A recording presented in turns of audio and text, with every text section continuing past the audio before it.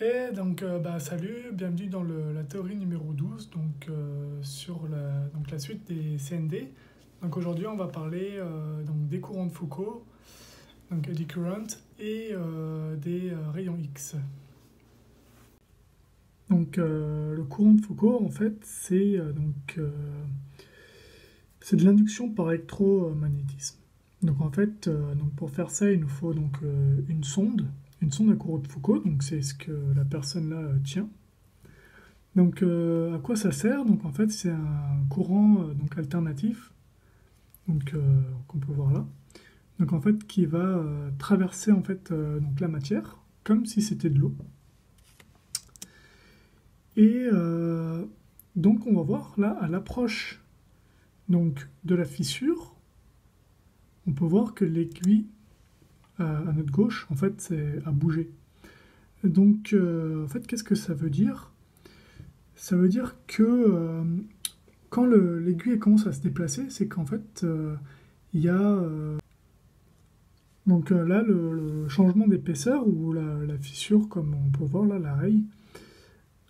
Du coup en fait ça va faire une variation en fait dans le champ magnétique.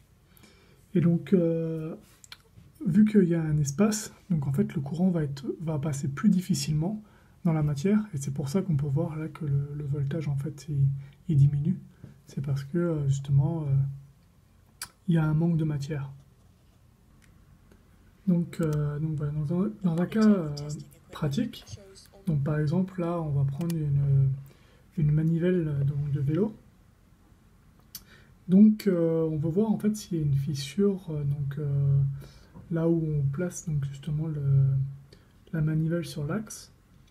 Donc on va utiliser la technique de courant de Foucault. Donc ça va être un courant alternatif qui va traverser la bobine à une fréquence choisie.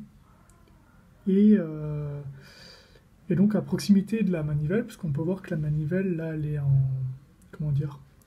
elle est en acier. Donc du coup c'est un matériau qui conduit bien l'électricité. Donc du coup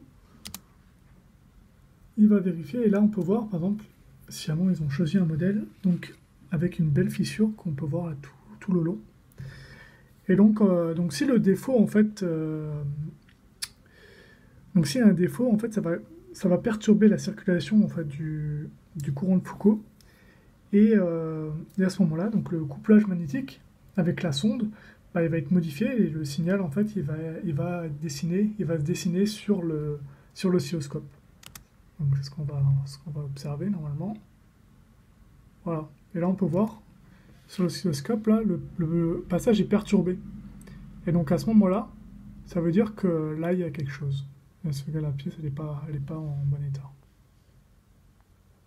Donc des exemples dans lesquels on peut utiliser dans l'aéronautique l'inspection par courant de Foucault. Donc par exemple, on peut très bien l'utiliser sur un vilebrequin. C'est une pièce qui est en acier, qui va conduire l'électricité. Donc on va pouvoir faire une inspection par courant de Foucault. Aussi, on pourrait très bien le faire sur une blade de moteur à turbine. Donc voilà ce qu'on pouvait dire sur le NDT, sur le eddy current.